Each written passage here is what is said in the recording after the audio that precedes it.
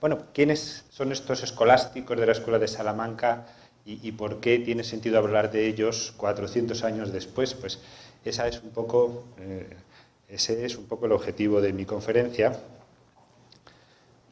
que he ilustrado pues, con estas tres fotografías desde Francisco de Vitoria, del año 1535, que es un fraile dominico que enseñaba en el convento de San Esteban de Salamanca, que es esa fotografía, un sitio precioso, y en la propia Universidad de Salamanca, en Castilla, en el centro de España, que durante el siglo XVI y XVII fue, podríamos decir, el Harvard y Stanford y la Sorbona y también Oxford y Cambridge, todo junto, exagero un poco, como español tal vez, pero en fin, era el gran centro de conocimiento del mundo occidental. Y pues después tenemos a Hugo Grocio, del que hablaremos enseguida, que es un jurista holandés menos conocido, pero importante, y debajo tenemos a Adam Smith, pues que este ya es mucho más conocido como el fundador de la economía y del orden económico liberal y de un poco todo el planteamiento de una sociedad abierta, tema que en esta universidad, como pocas, en todo el mundo, ustedes los estudian y lo tratan y lo profundizan, ¿no? Tengo idea que, de todas formas, aquí estáis alumnos de diversas carreras, no todos precisamente economistas o juristas, pero en fin, yo voy a procurar hablar a un nivel que os pueda resultar interesante y suscitar interés y, en el caso de esos economistas y juristas, pues a lo mejor animaros a que en un futuro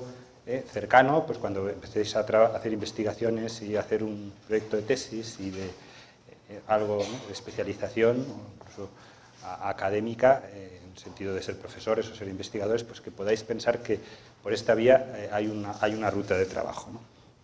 Bueno, pues lo que significa esta fotografía es que desde esos orígenes de 1535 hasta 1776, 200 años más, ¿no?, casi 250, hay todo un pensamiento que se mantiene en Europa, que a partir de Adam Smith digamos que se delimita y ya se etiqueta mejor con esa palabra que es liberalismo económico, pero que, si damos marcha atrás, terminamos en ese patio del convento de San Esteban con Francisco de Vitoria. Esta es un poco la presentación de lo que sería la Escuela de Salamanca. Bueno, pues esta persona es Marjorie Wright Hutchinson. Ella fue la persona que destacó el papel de la Escuela de Salamanca como un punto fundamental, pionero, raíz para la historia del pensamiento económico.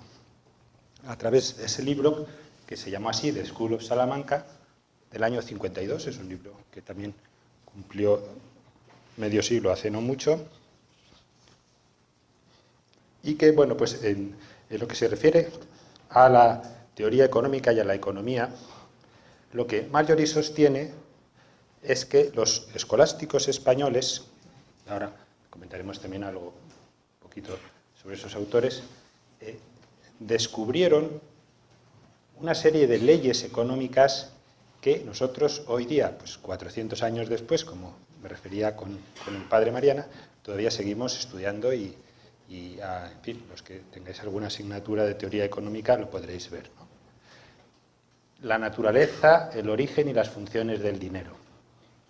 La teoría cuantitativa del dinero, la teoría de que hay una relación entre precios y cantidad de dinero en circulación. La teoría del Purchasing Power Parity, de los tipos de cambio, ¿no?, del ajuste de los tipos de cambio según la capacidad de adquisición. Algo muy importante desde un punto de vista ya más teórico, que es la teoría del valor, ¿no?, donde estriba el valor de los bienes, que esto pues también ya es un aspecto pues un poquito más sofisticado en la teoría económica sobre la teoría objetiva de valor, la teoría subjetiva, pero bueno, aquí seguramente sí que les sonará esto en relación con la escuela austriaca, como la escuela austriaca están en el origen de la revolución marginalista, diciendo que el valor no es objetivo, ¿no? El valor no se puede aplicar al trabajo, como desde David Ricardo y hasta prácticamente el siglo XX pues, se ha sostenido, sino que el valor es un aspecto subjetivo que se basa en elementos no materializables y muy particularmente en esta palabra que es muy bonita de la estimación común, lo que piensa la gente, que hoy traduciríamos lo que dice el mercado.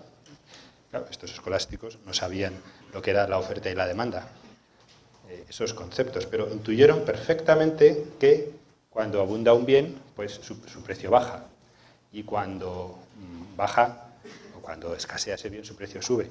Claro, esto enlaza con la teoría cuantitativa sobre los precios.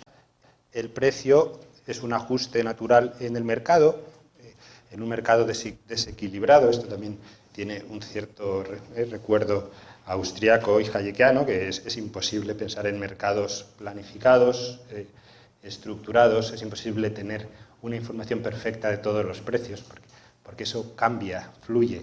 Precisamente esa es la riqueza de un orden abierto, ¿no? Y, como decían los escolásticos, pues ¿cuál es el precio justo? Pues el que se fija en la plaza, en el mercado. Ellos decían, el que los compradores y vendedores ajustan en el mercado, señalando si no hay fraude ni engaño. Esto es muy importante.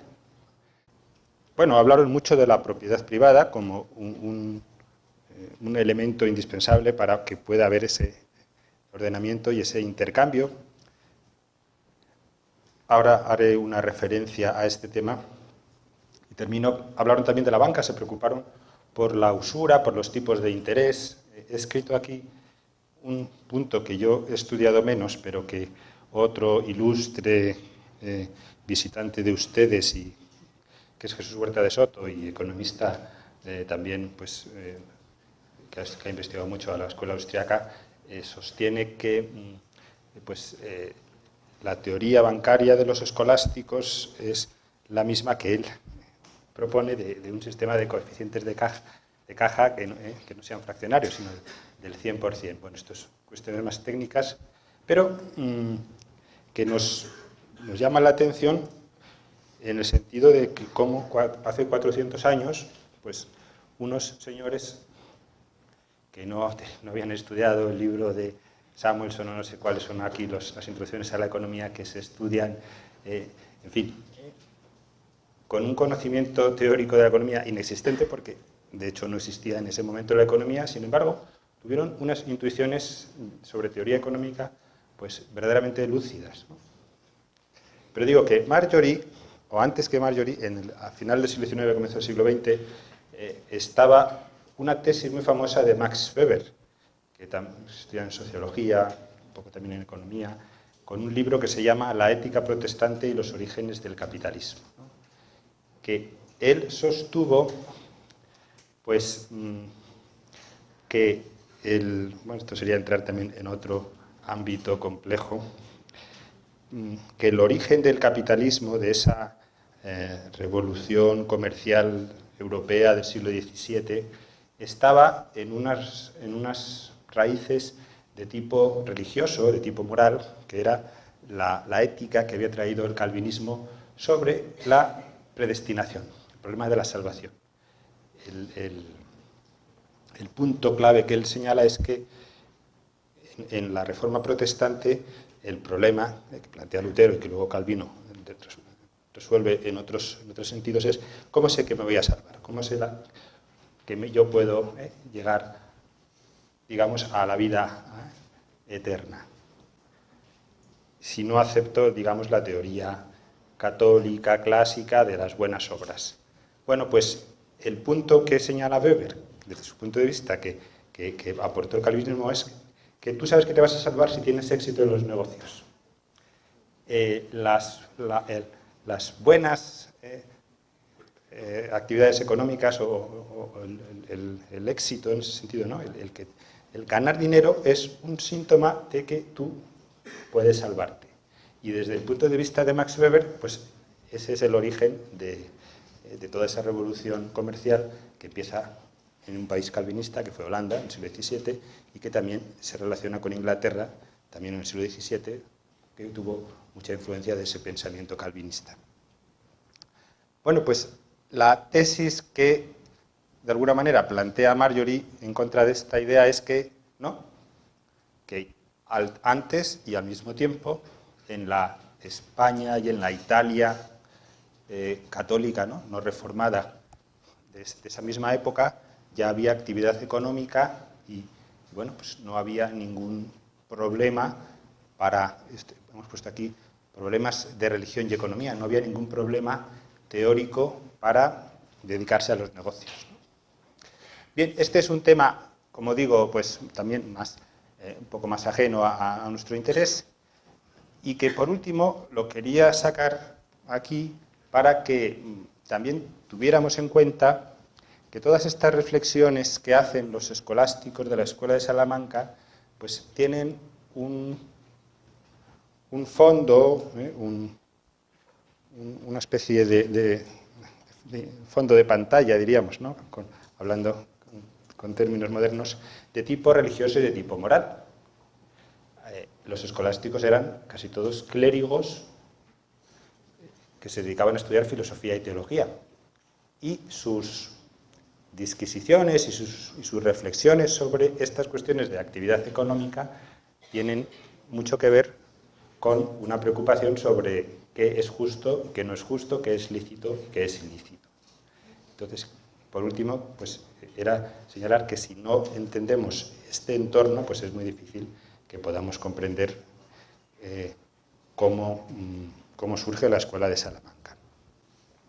Pues hay un bloque que es hablar sobre la Escuela de Salamanca en la historia del pensamiento económico y cómo recibe Grocio este pensamiento.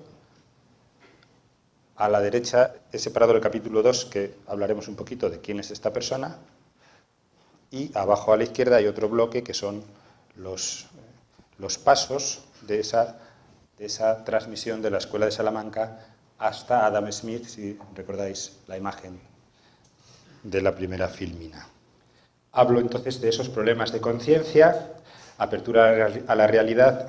El primero de todos los escolásticos, Francisco de Vitoria, empezó a interesarse por la economía, en concreto por los temas de tipos de interés, de préstamos, y aceptar o no aceptar la usura, el cobrar un interés por los préstamos, pues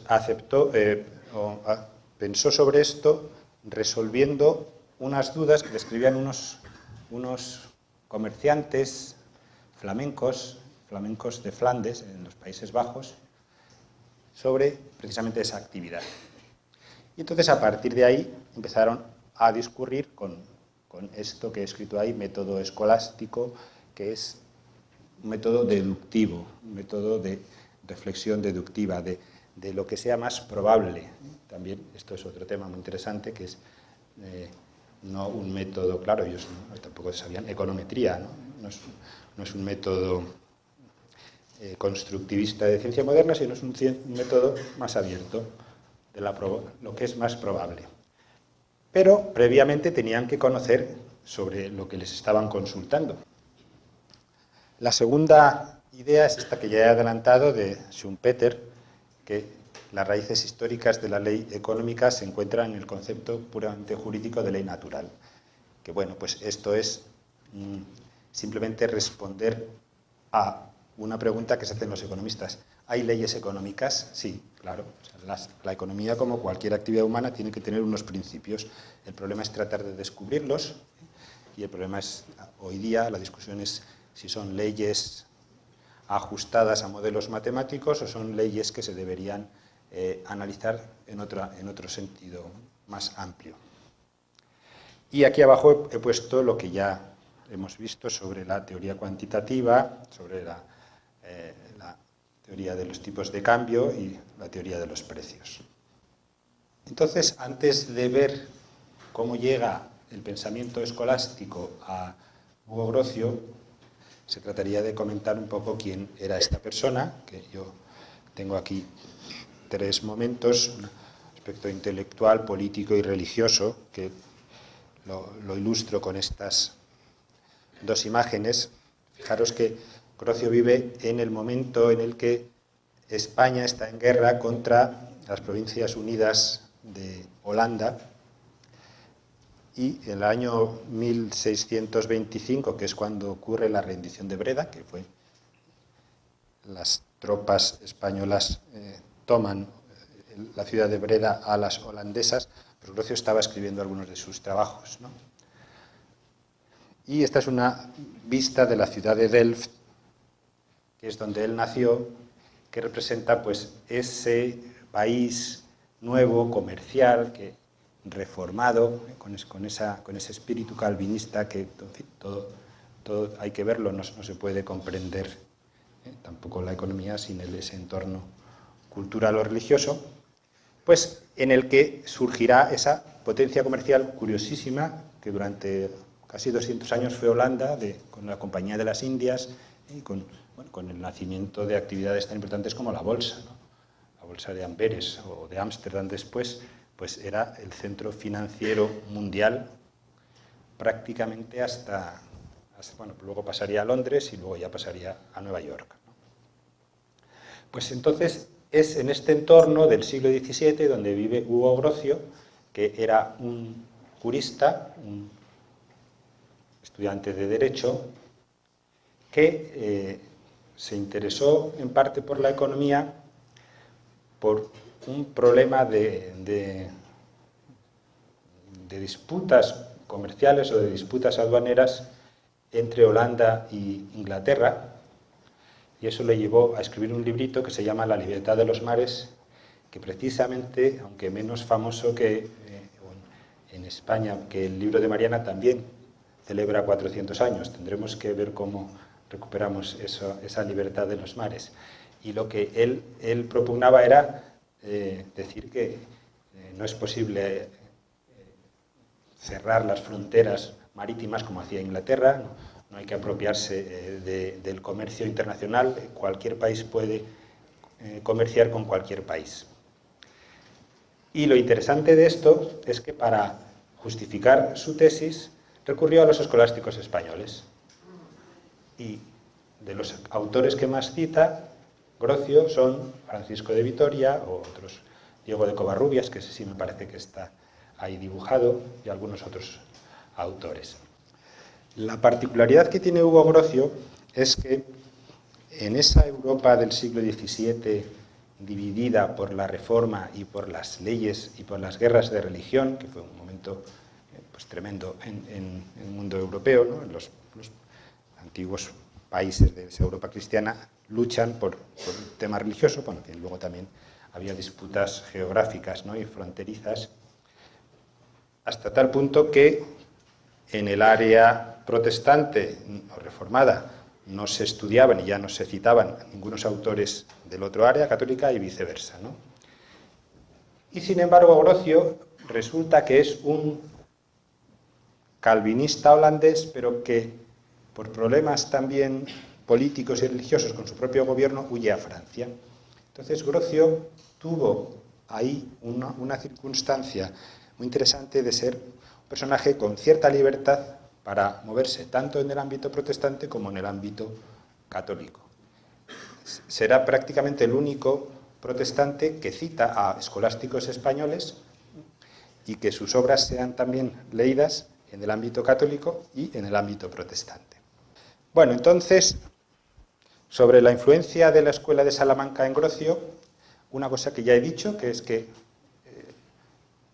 el inicio de esta transmisión del pensamiento ocurre con Francisco de Vitoria, al que Grocio recurre para justificar sus tesis sobre el derecho internacional y sobre la libertad de comercio. El segundo punto, también lo hemos comentado, cómo esa reforma protestante genera en el ámbito no católico un desprecio a los autores escolásticos. Esta frase, no sé si es de Hobbes o de otro autor menos conocido alemán Pufendorf, pero que se refería a los escolásticos como regnum tenebrarum, ¿no? Como el reino de las tinieblas, y entonces automáticamente todo ese pensamiento se quedó desplazado. Y es esa figura intermedia de Grocio de recoger estas ideas y de transmitirlas. Hay un punto final que es, ¿qué pasa con la escuela de Salamanca? ¿Cómo es posible que estemos ahora 400 años después dándonos cuenta de que tuvo o no tuvo una importancia? Pues efectivamente, se puede hablar de una desaparición, y se puede hablar de una desaparición en dos sentidos. Primero, por lo que llamaríamos censura. A mí me gusta aquí también explicar cómo, al mismo tiempo que criticamos razonablemente que en España hubiera una Inquisición que impedía que se leyeran libros que iban contra el dogma católico, existía, y es menos conocido, exactamente la misma censura en el ámbito protestante contra todo tipo de autores que eran católicos, ¿no?, de la España del Sur. Y entonces esto hizo que estos autores quedasen relegados y olvidados. Y la segunda razón de esa desaparición de la escuela de Salamanca, que ya es más doméstica, más para el propio entorno, sobre todo en España, es que no se les hizo caso. A mí me gusta también explicar esta idea. Aquí acabo de hablar de Francisco de Vitoria y de la libertad de comercio. Y Vitoria es un autor que inicia un argumento que luego va a ser perfectamente seguido, lógicamente, que es decir, lo mejor para las relaciones humanas es relaciones comerciales libres, nada de aduanas, nada de aranceles. ¿Cuál es el problema? Que los gobernantes españoles no le hicieron caso. Las tesis de la Escuela de Salamanca quedaron en los libros, pero luego en la práctica fue un argumento que no se desarrolló. Esto es, en parte, por qué desapareció la Escuela de Salamanca. También habría que añadir, a lo mejor, que faltó una continuidad de personas inteligentes. Esto a veces también, las escuelas se extinguen porque no hay discípulos que dispuestos a trabajar o lo suficientemente inteligentes. En fin, el caso es que, como digo, se extingue. Bueno, autores escolásticos españoles que influyen en Grocio y qué parte de la doctrina de Grocio podemos encontrar representadas en ellos. No lo voy a explicar, pero solamente que os quedéis con los nombres. Fernando Vázquez de Menchaca, que fue un jurista, no era clérigo ni tampoco era profesor, pero había estudiado en Salamanca. Francisco Suárez, que es mucho más conocido, un jesuita ya del siglo XVII, que tiene un trabajo sobre las leyes, en ese sentido que antes decíamos, del ordenamiento, del derecho, de una ley que rige para la economía. Suárez es un nombre importante. Y un tercer autor, que es Leonardo Lesio, también jesuita, pero de origen holandés o belga, más bien, que es el que más precisamente escribe una teoría subjetiva del valor, hablando de estos dos conceptos, de utilidad y de escasez. Lo que luego Marshall reflejaría casi, me parece, con unas palabras parecidas ya en el siglo XIX, que el valor, aparte de los costes de producción, que hay que considerarlos, pero que no son tan relevantes, el pivote es, sobre lo que gira el valor de los bienes, es la utilidad, la apreciación subjetiva, el sentido de utilidad que puede tener un bien y, por otra parte, su abundancia o escasez, ¿no? Es muy interesante el papel de Lesio y también es muy poco conocido. Yo creo que la obra de Lesio sigue en latín, o sea, que todavía no se ha traducido a ningún idioma, ni siquiera al francés o al holandés. Que también este es otro tema, entre paréntesis, que claro, hay que considerar por qué algunas ideas se difunden con más éxito y otras con menos. Muchas veces es casualidad. O sea, pensar que el progreso de las ideas es una cosa lineal, que las ideas buenas se imponen a las malas, y esto no siempre es así. El progreso de nuestra cultura y de nuestra civilización pues a veces va a trompicones y a veces son las ideas malas las que se imponen a las buenas. En este caso de la teoría económica, otro autor muy austriaco y muy, digamos, muy vehemente, Rothbard, dice que la economía retrocedió 100 años con Adam Smith, que se empeñó, en fin, Adam Smith no precisamente, pero como iniciador, en decir que el valor de los bienes descansa en el trabajo incorporado, ¿no? Entonces, como si hubo ahí un retroceso. En esta filmina, pues explico también un poco técnicamente cómo llegan hasta Adam Smith los textos de Hugo Grocio y de un discípulo de Hugo Grocio que se llama Samuel Pufendorf, a través de traducciones precisamente al inglés y al francés. Entonces, aunque Adam Smith y su maestro Francis Hutcheson conocían el latín, sin embargo, la difusión y la posibilidad de utilizar esos textos como manuales de enseñanza y poder explicarlos ya en el siglo XVIII, pues se debe a el papel de estos traductores, que bueno, pues esto tampoco lo veremos con mucho más detenimiento.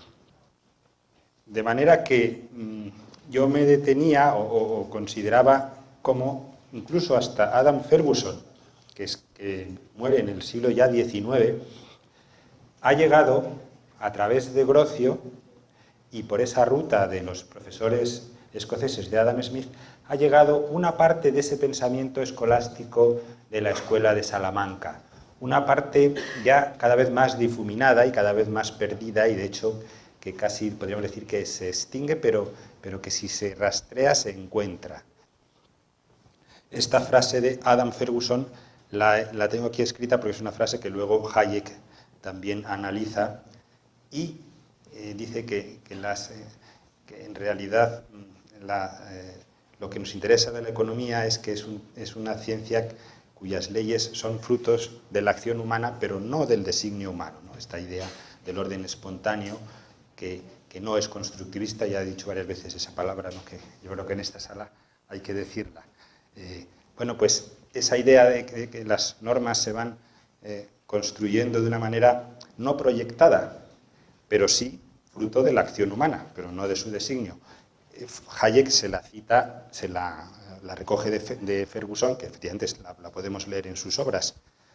Y la reflexión que hace Hayek es que dice, bueno, pero es que esto ya lo habían dicho los escolásticos españoles, efectivamente, Luis de Molina, que también la tenéis allí, cómo el orden espontáneo del ser humano sigue un tipo de leyes que son leyes, o sea, que no es caos, pero que no son leyes proyectadas.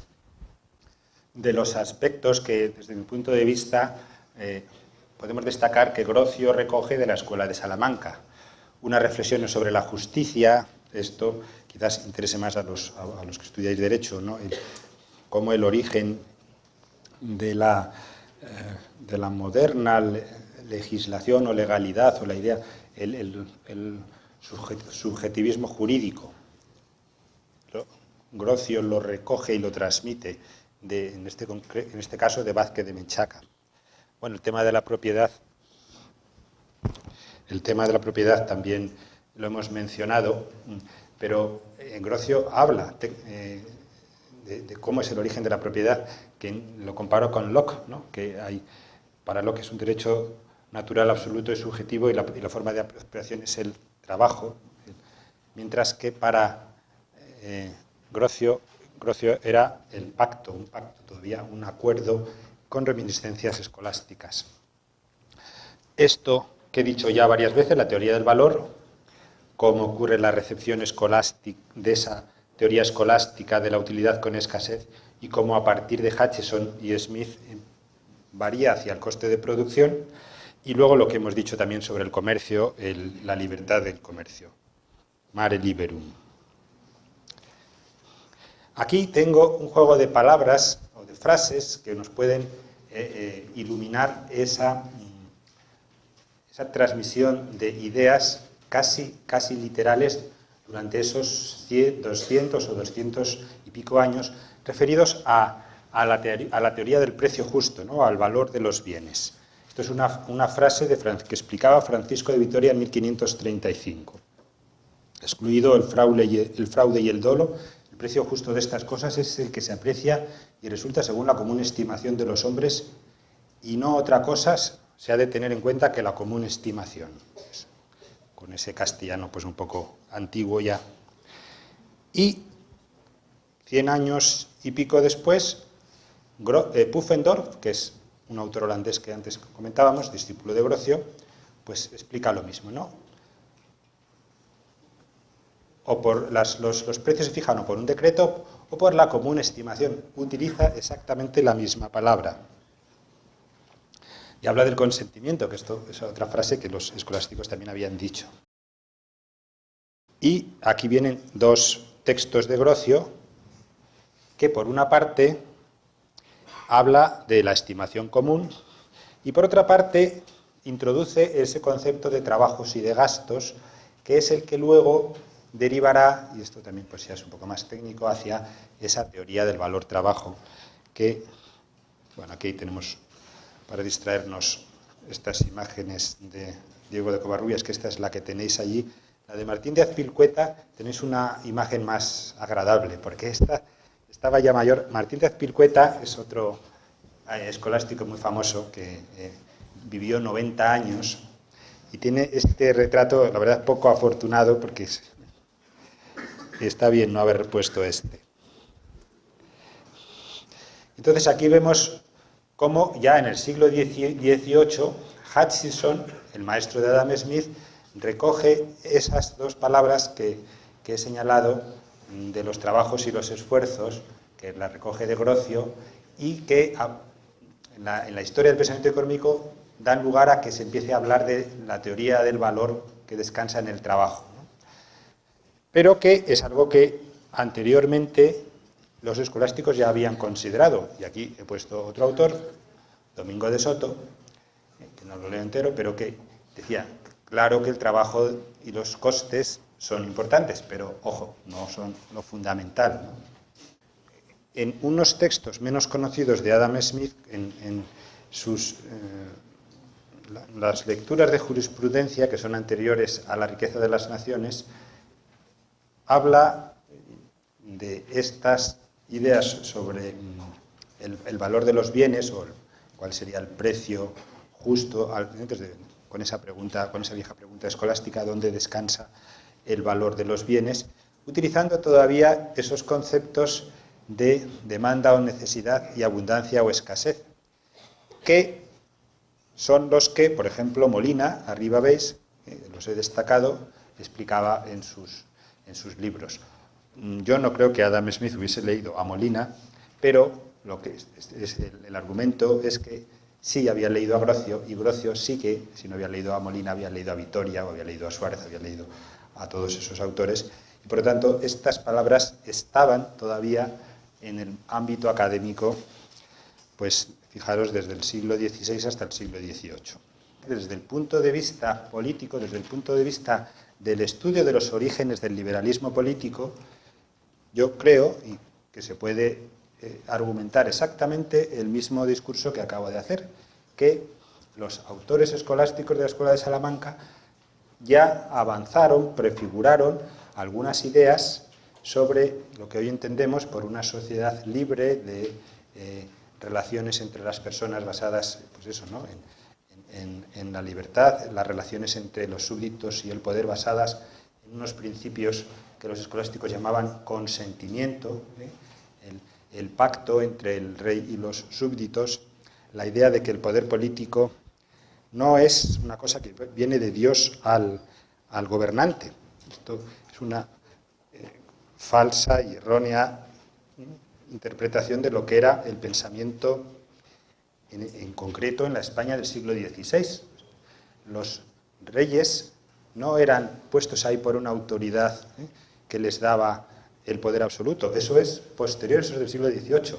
En el siglo XVI, en el pensamiento político español, por ejemplo, el que explicaba Juan de Mariana, era clarísimo. Y esto era una cosa que sí que había calado en la sociedad, por ejemplo, mucho más que la teoría cuantitativa, que es decir, que el gobernante debía recoger la opinión de los súbditos y su su autoridad descansaba en esa sociedad. La sociedad es la que detentaba el poder y la que lo transmitía al gobernante.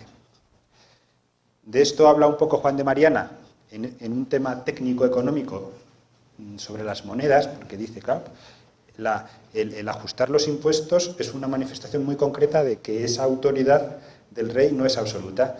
Los impuestos tiene que pactarlos con el pueblo, y si él manipula las monedas está engañando al pueblo. Luego su poder no es legítimo. Y sobre todo Mariana habla de esto más en otro libro anterior que se llama Sobre el rey y la institución real, ¿no?, que explica estas cuestiones y habla de pasada de un tema que luego quizás es el que ha dado más fama a Juan de Mariana, que es la palabra del tiranicidio. Dice, en algunos casos es legítimo deponer al rey bajo cualquier forma de fuerza. Y entonces luego quedó un poco ahí Mariana como diciendo, bueno, pues justifica eso, que se pueda matar a un gobernante. Es cierto, pero no es cierto. Mariana explica que en último extremo y diciendo todas las cosas que hay que hacer previamente, sí es verdad que en el caso de un gobernante manifiestamente injusto, un dictador, digamos, sangriento o lo que fuera, pues la reacción legítima que tiene que hacer una sociedad es quitárselo de encima, ¿no? Que estas reflexiones, pues hoy día todavía nos sirven para pensar. Y también el último autor que tenía es este Francisco Suárez, del que ya hemos hablado, también desde un punto de vista económico, pero también desde el punto de vista político, aparte de esa obra que antes hablábamos sobre las leyes, tiene un texto interesante, se llama La defensa de la fe, o el principado, o el poder político, que lo escribe, bueno, también en un entorno que no vamos a ver, sobre las relaciones entre España e Inglaterra con el rey Jacobo I y un poco unas cuestiones políticas. Lo que nos interesa son estas ideas que el derecho natural es anterior al Estado, que el poder descansa en la comunidad, que la comunidad traspasa ese poder a los gobernantes, pero es un traspaso revocable. Esto es lo que diría Locke y no lo que diría Hobbes, ¿no? Y es un traspaso revocable y sujeto a las leyes, de manera que si el gobernante no respeta las leyes, pues inmediatamente pierde la legitimidad de su autoridad. Pues hay que quitarle ese poder. Y eso es exactamente lo que ocurre en los inicios de la independencia de América, que esa es otra interesantísima línea de investigación que me va a servir para terminar ya. Pues ocurre que unas tropas extranjeras invaden España, Napoleón, y nombran un rey, digamos, por un principio de imposición por la fuerza, que es José Bonaparte. ¿Cuál es la respuesta que a este lado del Atlántico y al mío se da? Este es un poder ilegítimo, se ha impuesto por la fuerza y no tenemos ninguna obligación de obedecerle. Y eso es lo que da lugar a toda una serie de movimientos de juntas, de reclamar que el poder, cuando el gobernante lo retiene ilegítimamente, regresa al pueblo. En el ámbito americano esto tiene todo un soporte muy interesante de municipalidad, que pasa a los municipios, a los ayuntamientos, y en España es lo que da lugar a la Junta Central, opuesta al gobierno de José Bonaparte, y que da lugar a las Cortes de Cádiz, y que, bueno, pues ahí hubo un interesantísimo intento de organización democrática, que luego ya el caso español, pues en fin, es triste quizás, por lo menos desde mi punto de vista, este avance moderno se trunca con Fernando VII, que llega a España, instaura un régimen absolutista que traspasa a todos estos virreinatos americanos que de alguna manera habían sido fieles a la legalidad anterior, que habían defendido la independencia de esta corona legítima y que al verse, por decir en dos palabras cómo veo yo la independencia, al verse frustrados por las formas de gobernar de este rey, que para ellos era el legítimo, sin embargo, pues deciden, bueno, esto no es lo que nos esperábamos, ¿no? Y empiezan todos los movimientos de independencia, pues empezando por Centroamérica, lo controlo menos la historia de cómo son aquí todos estos movimientos, pero empiezan en Argentina y en Chile en 1808 y terminan, fijaros, en 1824 en el Perú, ¿no? Bueno, pues eso es una interesante línea también de investigación que podría llevarnos al pensamiento de la Escuela de Salamanca. Y, como digo, termino. Muchas gracias por vuestra atención. Buenos días. Yo no tengo una pregunta, pero sí un comentario. Y no tanto un comentario sobre el contenido de la exposición, con el cual estoy perfectamente de acuerdo. Pero tal vez es un comentario con algo, digamos, externo a la exposición, aunque relacionado de algún modo con ella. Y es lo siguiente. Creo que la oposición entre el trabajo efectuado sobre la Escuela de Salamanca y la obra de Max Weber, como que no es una cuestión tan así. Porque se trata de dos cuestiones, a mi juicio, completamente distintas. Max Weber en realidad no estaba preocupado por los orígenes de las ideas fundamentales del capitalismo, como puede ser la teoría del valor, los precios libres y todo ese tipo de cuestiones.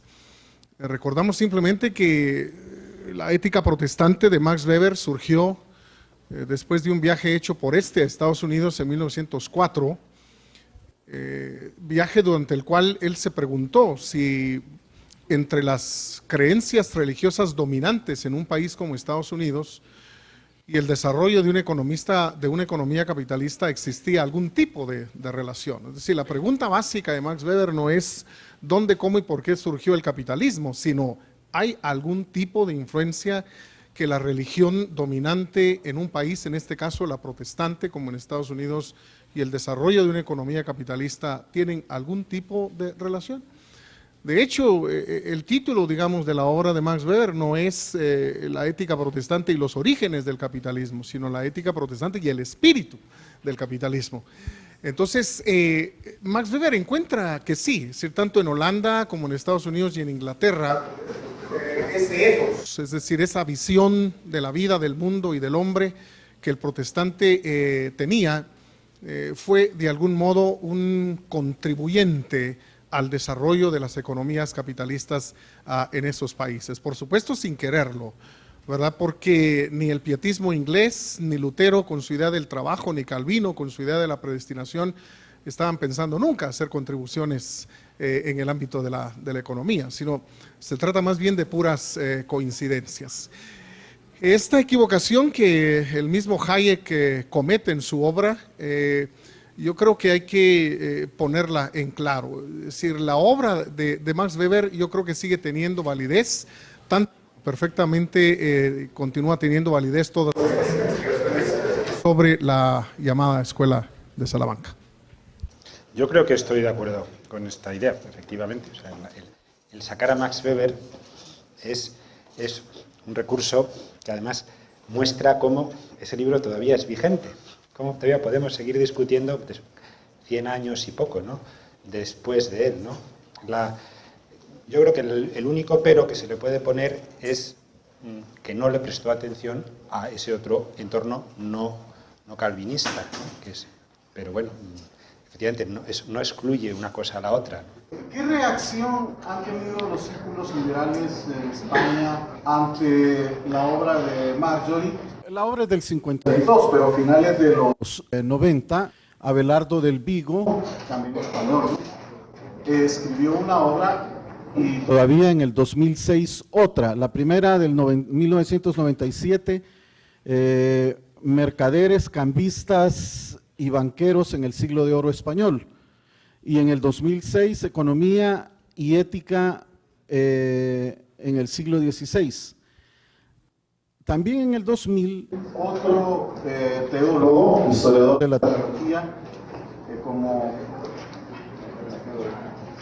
como es Juan Belda, no Francisco Belda, el jesuita que estudia Jesús Huerta de Soto. También escribió con el mismo título, La Escuela de Salamanca. La crítica a Marjorie es la imprecisión y vaguedad y confusión con que maneja la categoría Escuela de Salamanca.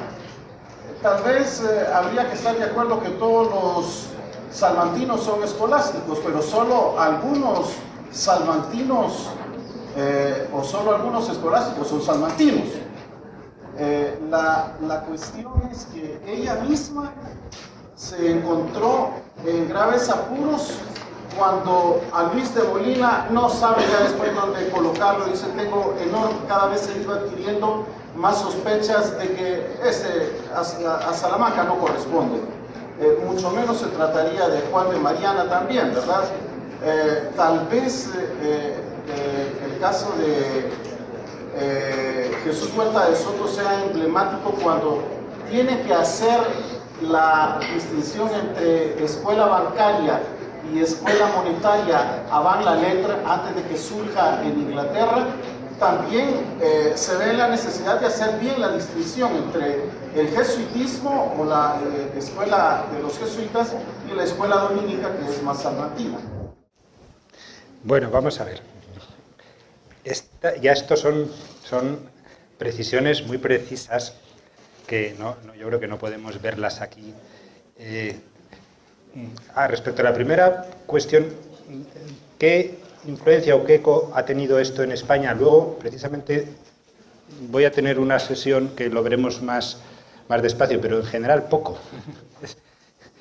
Voy a decir una exageración, pero yo creo que tengo que venir a Guatemala, a esta sala, para encontrarme un público tan numeroso y con un profesorado que conoce a unos autores que en España no ocurre, ¿no? Entonces, esto, bueno, con un pelín de exageración es cierto, ¿no? Hoy día, en el ámbito económico español, pues hablar de estas cuestiones que tienen un pequeño aire no neoclásico, un pequeño aire austriaco, un pequeño aire de, digamos, de disidencia, no interesan. La economía en España es una economía tremendamente econométrica, convencional y aburridísima, pero es así. Y ya, ¿qué autores son escolásticos? ¿Qué se considera Escuela de Salamanca? Mi opinión personal, yo ahí también soy muy displicente, porque estas cuestiones... ¿Y Molina era de la Escuela de Salamanca? ¿O hay una escuela de Alcalá? Efectivamente, filósofos y teólogos hoy día actuales lo discuten y lo precisan. Yo diría que a mí no me importa, a mí me da lo mismo.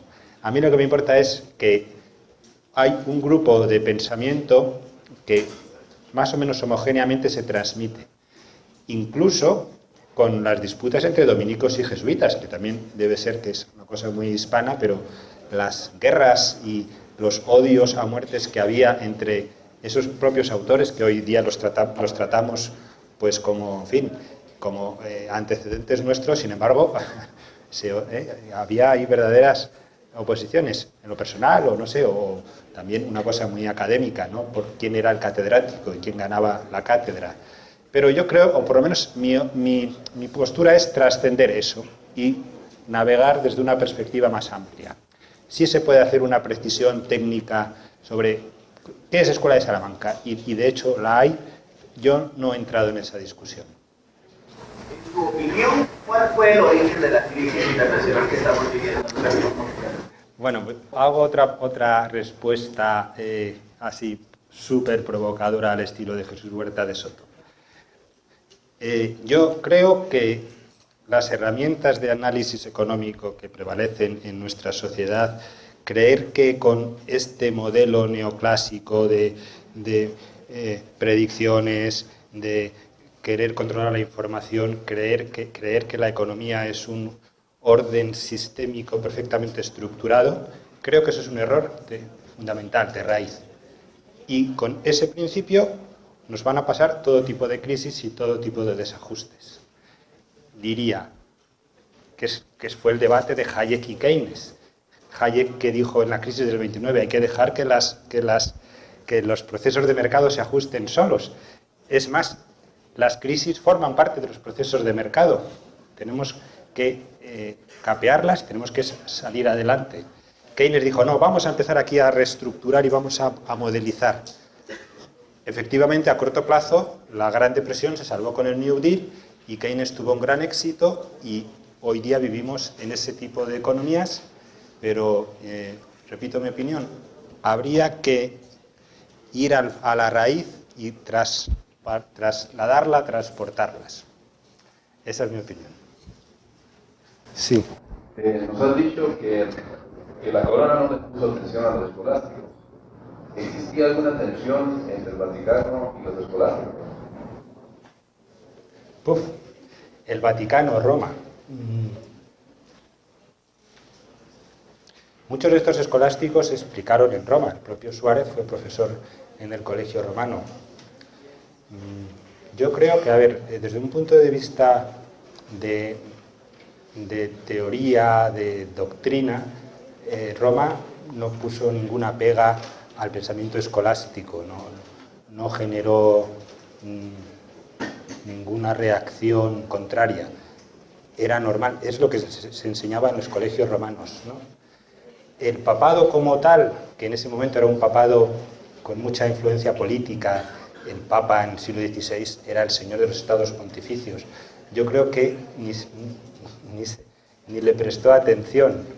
Quizás Felipe II le prestó más atención a estos, o Carlos V, a estos pensadores que los papas vistos con esa perspectiva. Por ejemplo, aunque luego al final con menos éxito, he dicho, a Vitoria no se le hizo caso, pero Carlos V fue a escucharle a Salamanca. Luego la política la llevó según creyó conveniente.